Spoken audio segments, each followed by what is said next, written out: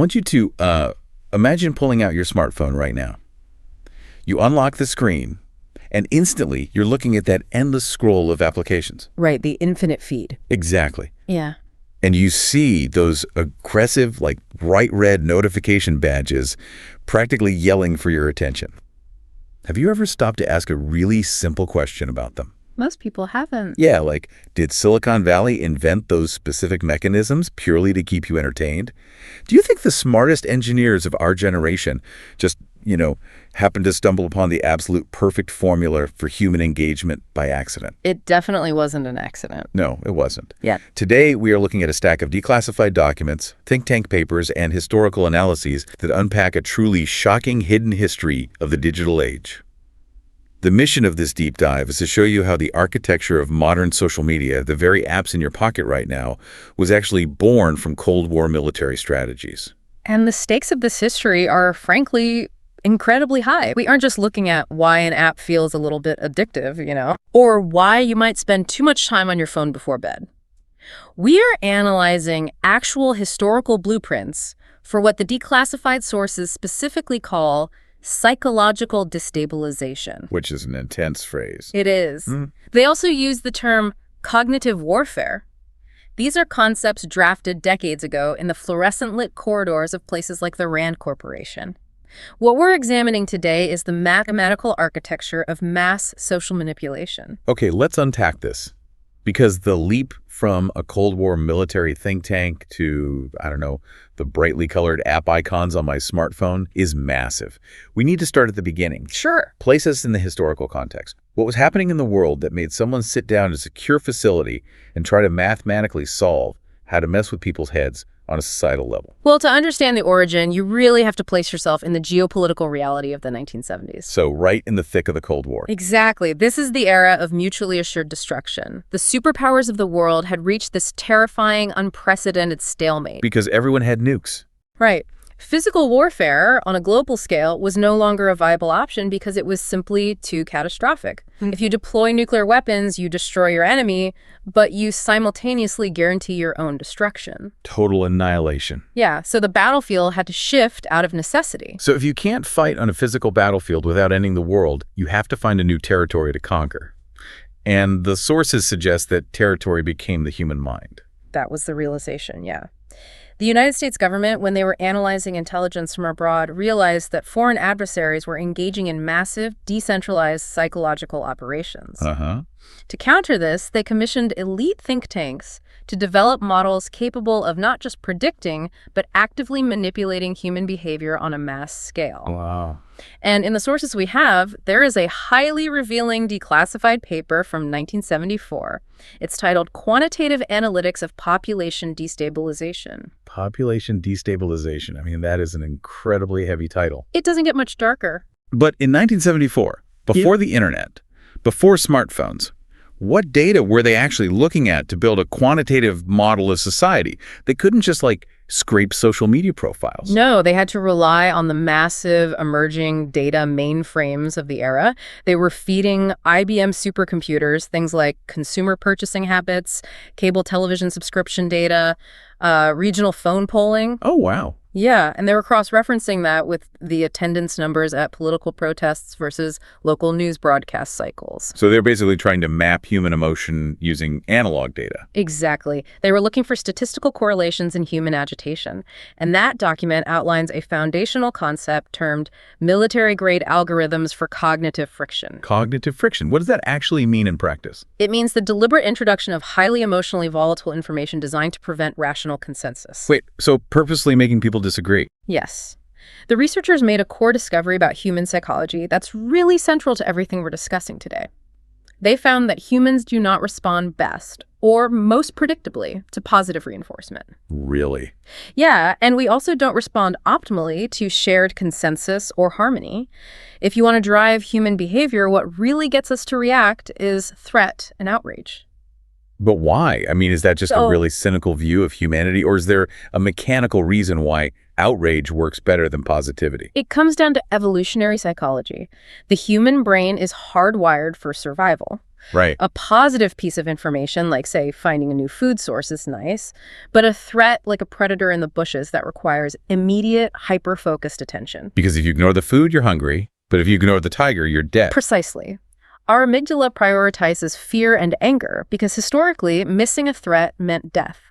The 1974 researchers realized that if you artificially stimulate that threat detection system, it command the subject's complete attention. That sounds suspiciously familiar. I mean, you open an app today, and it is just an endless feed of polarization and outrage that literally breaks down our shared reality. It's the exact same principle. But how does a mathematical formula meant to tear an enemy society apart from the inside end up powering the technology in our pockets?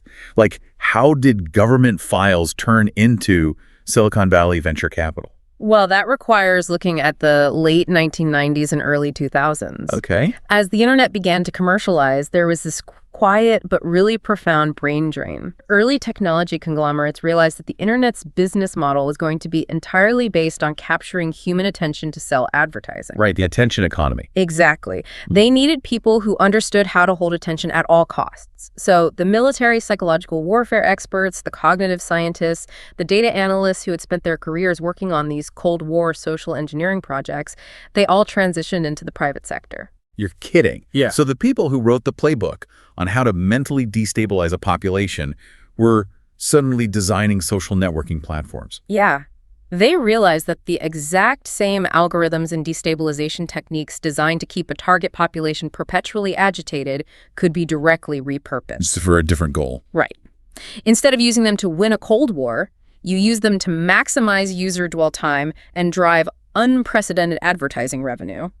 The mechanism doesn't actually care about the end goal. It only cares about engagement. I want to dig into that mechanism because the sources mention a specific psychological concept, B.F. Skinner's work. I know Skinner was a famous clinical psychologist who did those experiments with rats in boxes pressing levers for food. The Skinner box, yeah. Right, but how does a rat in a cage connect to the user interface of a modern smartphone? What's fascinating here is how the behavior of that rat perfectly translates from the laboratory to the military theater and finally right down to the consumer device. Walk me through it. So if you put a rat in a box and it gets a food pellet every single time it presses a lever, it quickly gets full and ignores the lever. Makes sense. If it never gets food, it ignores the lever. But if you program that lever to dispense food at random, unpredictable intervals, the rat's behavior changes completely. It gets addicted. Completely. It will obsessively press that lever until it physically collapses. In psychology, this is called a variable ratio reward schedule. Okay, so in a military context, how are they using that unpredictability? In a military or interrogation context, manufactured unpredictability was used to break down the psychological resilience of prisoners or even entire target populations. Jeez. If you don't know when the next reward or the next punishment is coming, you are kept in the state of perpetual anticipation and anxiety. It totally exhausts the rational mind. And in a civilian context, that random unpredictability is literally the pull to refresh motion on a smartphone. It's identical. You pull down your feed. Sometimes there's absolutely nothing new. Sometimes there's a highly stimulating piece of outrage. Sometimes it's a massive dopamine hit of validation because someone commented on your photo. Yep. It is exactly the same mechanism. You are basically walking around with a slot machine in your pocket. And this variable unpredictability completely overrides the prefrontal cortex. Which does what exactly? It's the part of your brain responsible for logic, reason, and rational decision-making. By bypassing that, the mechanism hijacks your primal dopaminergic pathways. Wow. So you aren't rationally choosing to spend 2 hours scrolling in bed. Your neurochemistry is being hacked by a system explicitly designed to bypass your self-control. That is terrifying. If this is happening on an individual level to billions of people simultaneously, what happens to the physical structure of a society when everyone is trapped in their own personal slot machine? It fractures. Because the sources dive into this concept from a 1978 brief, and it honestly gave me chills. Let's talk about algorithmic consensus fracturing. Right. This is where the historical blueprints move from individual manipulation to macro-level societal control. The 1978 brief on algorithmic consensus fracturing outlines a very specific strategic objective: the neutralization of collective action. Neutralization of collective action, so stopping people from working together. Exactly. The military analysts understood that a society can only organize, govern itself, or resist an adversary if the people within that society share a baseline understanding of reality. But I always thought the goal of traditional propaganda was to make everyone believe the exact same grand narrative. How does an algorithm achieve control by doing the exact opposite? Well, traditional propaganda is a broadcast model, one message sent to millions. But this algorithm achieves control through isolation. Okay, explain that. If you want to weaken a nation, you don't divide them into two large opposing groups. They might actually unite and fight you. Instead, you mathematically isolate individuals into hyper-specific ideological silos. You divide them into millions of groups of one. But how does the system even know how to isolate you that perfectly? Like, what data is it using to build that custom reality? Today, it tracks thousands of micro data points that you don't even realize you're providing. Like what? It measures how many milliseconds your eyes linger on a specific video before scrolling. Wait, really? Oh, absolutely. It proxies your heart rate spikes based on your typing speed. It analyzes what specific combination of words prompts an emotional keystroke from you. That's insane. The system learns the exact contours of your psychological vulnerabilities, and it constructs a perfectly tailored, closed-loop, alternate reality just for you. This explains so much about the bizarre nature of modern life. It's why you can have two people living in the exact same house, looking out the exact same window, but they possess completely incompatible worldviews. They literally exist in different realities. Right. The algorithm is not showing them the same internet. It's feeding person A a constant stream of curated data proving that the world is ending because of reason X. And sitting right across the table, person B is fed a constant stream proving the world is ending because of reason Y. And they both think the other is crazy. Exactly. And because both of them are receiving thousands of data points confirming their specific fear, they both feel entirely rational and justified in their radicalization. When you scale that household dynamic up to an entire nation, it achieves a state that the think tank papers call horizontal enforcement. Okay, how exactly does horizontal enforcement work in practice? Think about it like this. Imagine a neighborhood where person A's feed is suddenly flooded with highly emotive, localized stories claiming their property taxes are secretly being hiked to fund a corrupt city project. Okay. Meanwhile, person B, their neighbor, receives a flood of content claiming the local school board is secretly banning historical textbooks. Two completely different outrages. Right. So when those two neighbors meet at the fence, they don't discuss fixing the roads or community building. They are primed for conflict, screaming at each other over the specific, curated triggers injected into their feeds. So no one is looking up at the people who actually run the city. Precisely the point. If you can engineer an environment where the citizenry is perpetually agitated and constantly distracted by artificial conflicts with their neighbors, you never have to use top-down physical force to control them. They do it to themselves. The population polices itself. They fight each other horizontally. Meanwhile, the underlying power structures, the actual architects of the system, remain completely invisible and unchallenged. I mean, the irony is just staggering. We voluntarily log onto these platforms. Yeah. We type out our arguments. We post our pictures. We give up our location data. We give it away for free. Right. We freely hand over deeply intimate psychological profiles because we believe we are participating in a public square. We think we're expressing our unique individual identity and exercising our free will. But in reality, we're just generating free behavioral data to feed the machine that is actively manipulating us. It is the ultimate closed-loop system of exploitation.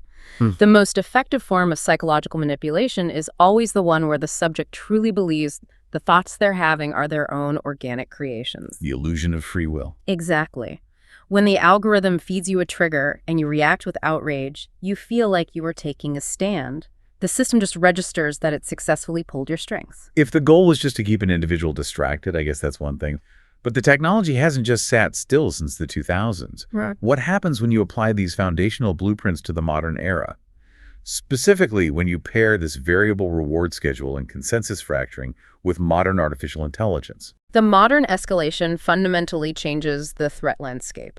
What we are seeing today is sovereign nations, state-backed actors, and massive corporate entities utilizing these exact platforms to execute operations on a global scale. It's weaponized math. It really is. They are using these systems to interfere in global elections, to trigger massive fluctuations in financial markets, and to incite real-world physical violence. The algorithms are functioning exactly as the 1970s blueprints intended, but the scale and the speed have completely fundamentally shifted. Let's talk about that speed, because in the 70s, as you mentioned earlier, mapping a population required mainframes, teams of sociologists, and months of data processing just to figure out what made a specific demographic angry. Today, an artificial intelligence language model can achieve that same analysis in milliseconds. Milliseconds, that's hard to even comprehend. It is. AI can dynamically map the psychological fault lines of an entire demographic in real time. It doesn't just identify the vulnerability, it generates custom-tailored synthetic propaganda. Like deepfakes. Yes. Deepfake audio, artificially generated articles, hyper-targeted memes, all designed to exploit those specific vulnerabilities, and it deploys them across millions of feeds instantaneously. So there's no human bottleneck anymore. None. What took months of human labor is now fully automated and self-optimizing. The AI continuously runs A/B tests on human emotions, learning how to trigger us more efficiently every single time we interact with it. So what does this all mean? Seriously, I'm reading through these archives, looking at the sheer scale of an automated psychological warfare machine that we handed over to private companies who then plugged it directly into the brains of billions of people. It's a daunting reality. Did the experts in the 70s, the people who designed the math behind this, did they offer any model for reversing the damage? Yeah. Is there a documented cure in any of these classified papers? This raises an important question, and the answer found in the archives is deeply chilling. Okay. There is no documented cure. None at all. None. The historical models were entirely focused on offensive capabilities. They studied how to initiate a structural collapse in an enemy state. They determined that once a population reaches a critical threshold of polarization, a point where the algorithmic reality completely supersedes physical reality, the society is mathematically highly likely to experience structural failure. So they basically built a bomb. Yes. They never budgeted for or researched how to deprogram a population once that level of cognitive infection has taken hold. It's like releasing an invasive species into an ecosystem to kill a crop pest. Yeah. You introduce this predator, it does its job, but then it realizes the whole forest is made of food. It consumes the entire environment because it has no natural predators, and the scientists who released it have absolutely no idea how to pull it back out of the wild. That is a highly accurate way to view it. We are all currently living inside a simulated psychological battlefield that is functioning flawlessly, exactly as it was designed to. The outrage, the division, the sheer cognitive exhaustion you feel at the end of the day, that is not a glitch in the system. That is the intended feature. That is the military-grade algorithm executing its primary directive on your neurochemistry. So if there's no mathematical cure in the archives, what do we do? I mean, we can't just throw our phones into the ocean and go live in the woods. Modern society requires us to be connected. How does an individual actually defend themselves against a system that knows their behavioral patterns better than they do? Well, awareness is truly the first and only line of defense. You have to recognize the architecture of the cage you are interacting with. You have to see the matrix. Exactly. You have to ruthlessly audit your own media consumption. When you're looking at a screen and you feel a sudden, intense spike of anger or fear or outrage, stop and question it. Just pause. Yes. Ask yourself, why am I feeling this right now? Who benefits from me feeling this way? You have to recognize that your attention is the most valuable commodity on the planet, and it is being constantly harvested by systems designed by people who do not view you as a human being. Right. They view you as a data point. You're a manipulable data point in a grand global equation. Man, we have covered incredible ground today. We traced the journey from the most paranoid corners of Cold War military strategy through the venture capital boom of the internet, all the way to the brightly colored app icons that we stare at every single day. The researchers who mapped out how to tear societies apart didn't just disappear into history. Their ideas became the literal foundation of the digital world we all live in. It is vital to remember that knowledge is most valuable when it is understood and applied. By understanding the origins and the mechanics of these tools, you reclaim a fraction of your autonomy. You step outside of the algorithmic consensus and begin to view the platform not as a public square, but as the behavioral modification engine it actually is. And as we wrap up this deep dive, I want to leave you with one final lingering thought. Something for you to mull over the next time you see a toddler holding a tablet in a restaurant, or the next time you hand a smartphone to a teenager. If these systems, these algorithms of cognitive friction and variable rewards, were explicitly designed by military experts to break the psychological resilience of adult populations, what exactly happens to the neurological development of an entire generation whose brains are being wired by this military-grade technology from the very moment they're born? Stay curious, stay skeptical, and keep questioning the narrative.